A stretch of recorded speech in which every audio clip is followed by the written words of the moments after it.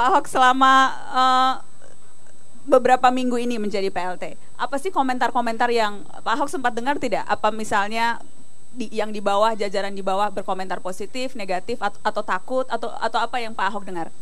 Ya tergantung, kalau rezeki kamu diambil pasti kamu keki kan. Umumnya sih baik-baik aja tuh, senyum-senyum aja. Saya makan minum juga dilayanin PNS, sopir juga PNS, yang jaga rumah saya juga PNS. Saya baik-baik aja. Saya mah orang nggak pernah suuzon lah. Saya merasa semua orang baik-baik aja. Merasa baik-baik aja. Iya. Warga Jakarta juga seharusnya senang kalau Ahok terus menjadi PLT bahkan menjadi gubernur nanti? Itu walau-walam, nggak tahu, belum dites itu. Ada yang sempat mengatakan salah seorang pengurus partai yang bilang bahwa khawatir kalau nanti malah Ahok yang jadi gubernur, malah mungkin saja akan mempengaruhi Pilpres nanti. Kalau gitu dia khawatir, dia siap-siap stroke juga. Ahok jadi presiden lebih khawatir ini dia. Jadi Anda tidak pernah memikirkan yang seperti itu ya? Ya saya dari dulu santai aja kan. Kita kan yang penting kerja. Sekarang saya udah sadar. Kemarin waktu hari Minggu 15 Juni Saya tiap pagi kan lihat catatan-catatan saya. Saya lihat, oh saya udah 20 bulan di DKI. Berarti saya masih sisa 40 bulan. Nah makanya kita mesti agak kebut. Tadi saya dalam rapat umum pemegang saham di Pembangunan Jaya, kita banyak sekali pekerjaan itu lebih mudah dikerjakan oleh BUMD. Makanya saya tugaskan mereka selesaikan 3 hal. 1, masalah 6 ruas tol Jakarta. Karena tidak mungkin orang kritik tol ini bikin tambah macet. Saya bilang tidak, ini kan ada rangkaian. Yang jadi masalah kan kalau ada tol itu orang ngantri masuk pintu tol itu macet. Ya kita balik aja, masuk tol nggak bayar, keluar tol yang bayar. Ya kalau kamu macet arteri ya macet di dalam tol, boleh kan? Nah jadi kita harus bagi. Nah lalu kita tugaskan kedua tuh air limbah. 13 sungai di Jakarta, kenapa nggak bisa dipakai sebagai sumber PAM? Karena semua dicemari oleh air limbah. Kita hanya 3% untuk mengolah air limbah. Nah teknologi yang terbaru bisa atasnya kayak air olahan, air mancur gitu, bersih, bawahnya buat air limbah diolah. Yang ketiga, saya ingin dia membangun kereta listrik berbasis rel yang ringan seperti di Singapura, menghubungkan semua gedung-gedung di balik gedung itu. Ya sama seperti Singapura lah, semua tuh kereta listrik. Nah yang mass rapid transitnya mana? Dia masih hubungan stasiun-stasiun kereta api. Jadi 3 itu saya tugaskan BUMD. Saya minta 2015 Anda harus mulai kerjakan. Saya mau serentak, mungkin selesai 2018. Lalu mereka laporkan, Pak, kalau Bapak paksakan kerja semua, macet akan lebih gila. Nggak dikerjakan juga pasti macet. Jakarta kok sama, mobilnya tambah melulu. Nah saya aja rela tidak dipilih kembali 2017. Asal 2018 semua masalah ini sudah bisa kelihatan. Nah jadi yang menggantikan saya yang untung, dia tinggal resmiin saja. Tapi nggak bisa direm lagi kan. Yang menggantikan? Mana tahu saya. Atau kan mau maju lagi nanti. Ya kita nggak tahu lah, nasib lah. Tepuk tangan dong buat Pak Ahok. Pak Ahok, kita sekarang di Kota Tua. Saya ingin bicara sedikit soal rencana revitalisasi Kota Tua. Itu sebelumnya terakhir ke museum kapan Pak? Baru 2 minggu yang lalu datang. Untuk ninjau atau beneran lihat museum nih? Kan ada acara hari museum. Oh jadi seremonial. Iya. Oke, berarti nggak apa-apa. Kan aku belusukannya begitu, sambil menyelam minum susu gitu. Sekali mendayung dua pulau terlampaui kan. Oh jadi belusukannya dengan cara pada saat seremonial datang. Hemat kan, aku udah belusukan udah banyak. Tapi masih kalah sama Pak Jokowi pasti belusukannya. Ya kalau Pak Jokowi memang spesialis belusukan. Kalau saya kan memang pekerjaan tambahan saja. Iseng-iseng belusukan. Ini namanya Omega, usaha menambah gaji kalau saya kan. Jadi bukan pekerjaan tetap gitu loh. Oke, Pak, revitalisasi Kota Tua sudah ada plannya, sudah ada desainnya, tapi tampaknya tidak maksimal berjalan atau bahkan ada orang mengatakan nggak selesai-selesai nih. Makanya nggak heran Pak Jokowi gregetan kalau beliau nggak mau jadi presiden pun saya mau jadi presiden. Ini bangunan tua ini berantakan, ini 60% dipegang BUMN. Kita minta serahin pada kami, sampai saya tulis surat kepada presiden, nggak ada jawaban. Ya kalau dapat dibengkarai begitu, kenapa nggak kasih kami saja? Kan sama-sama pemerintah. Jadi sebetulnya mau ngurus Jakarta. Jadi ini salahnya pemerintah pusat nih? Nggak selesai-selesai bukan salah lah, kita mau ganti presiden aja kira-kira gitu.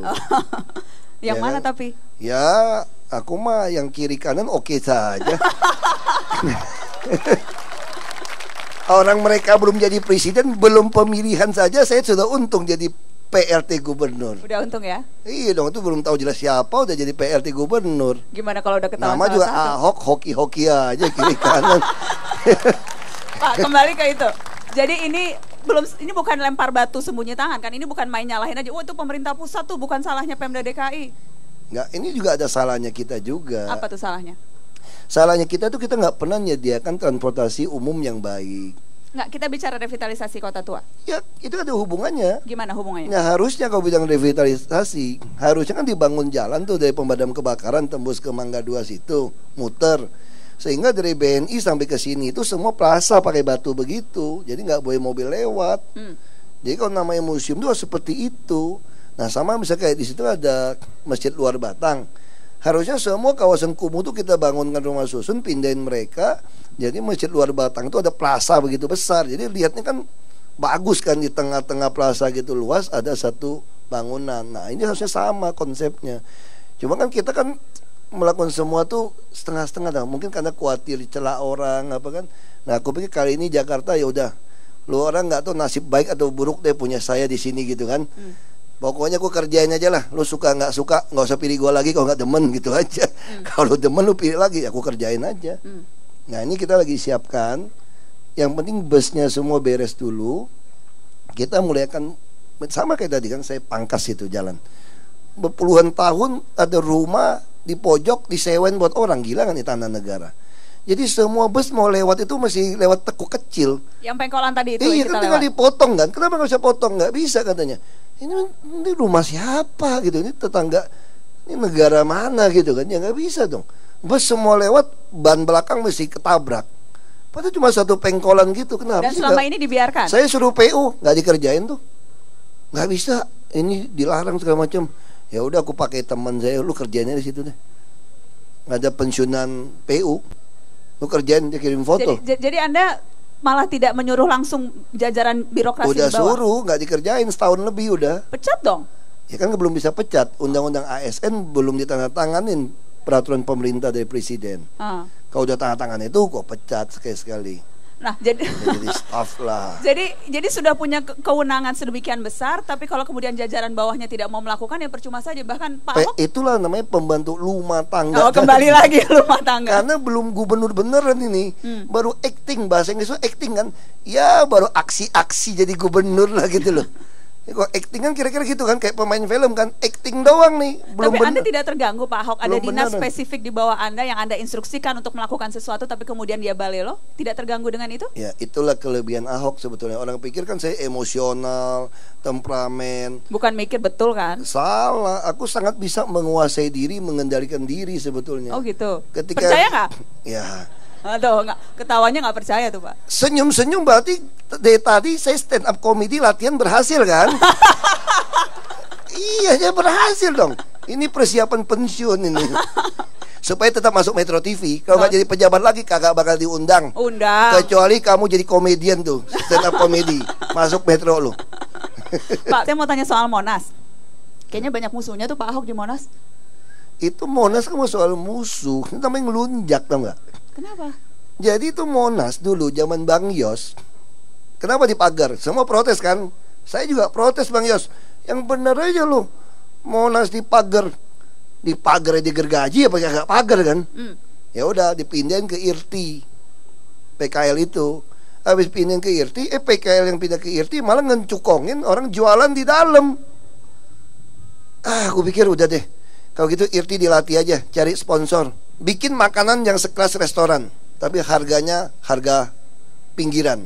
Ini rencana untuk PKL. Ini Agustus mau jalan ini. Oke. Kalau kita pakai kartu kayak ke food court semua. Gimana cara seleksi supaya saya latih dia tidak pakai obat kimia segala macam.